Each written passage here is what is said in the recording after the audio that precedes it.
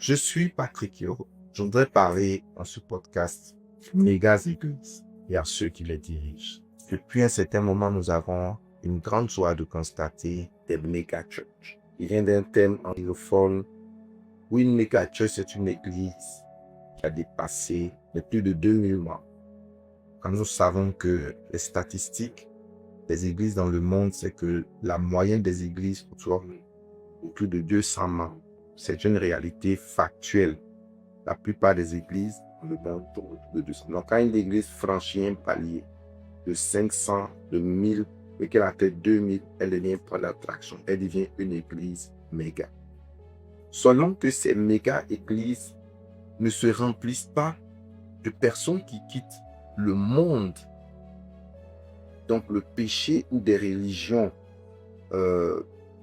païennes ou des religions non chrétiennes vers ces églises, et ces églises se remplissent au détriment justement de d'autres églises qui font soit les 200 membres.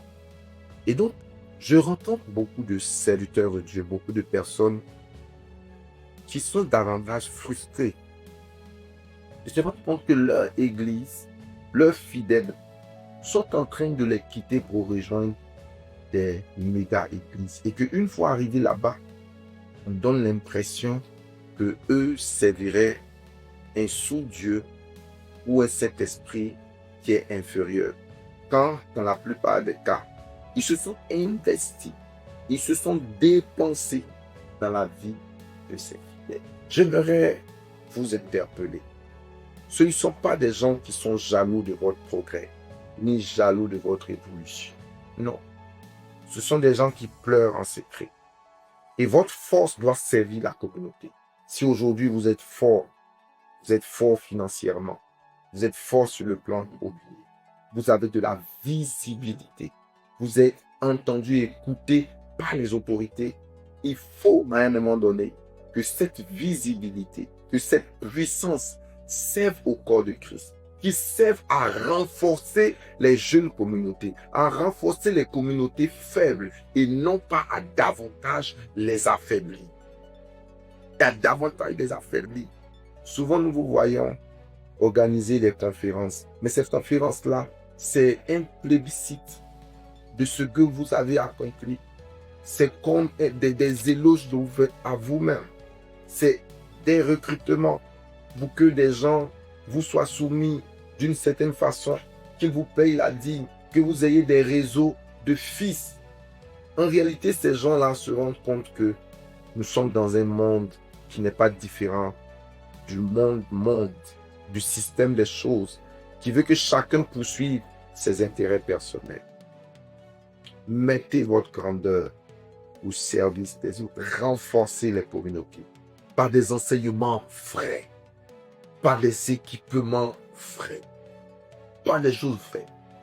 Je n'exclus pas le fait que le principe de la semence vers un vase plus important existe. Mais il ne faut pas affaiblir les jeunes communautés. Il ne faut pas affaiblir et discréditer l'autorité de très souvent des personnes qui vous prennent comme référence.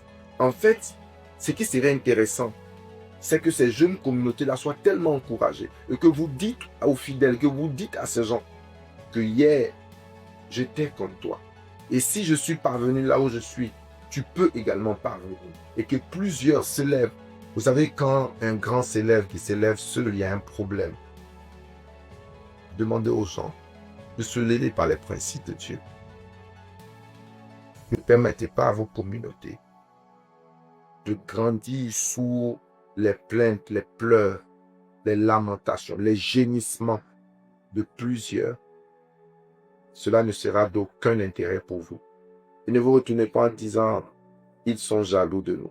Je rencontre beaucoup de pasteurs d'anciennes communautés, de communautés dites orthodoxes, églises de réveil, églises baptistes et commissions, églises assemblées de Dieu qui voient leurs enfants migrer vers vos églises dites modernes.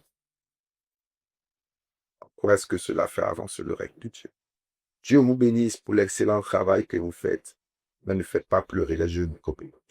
Shalom.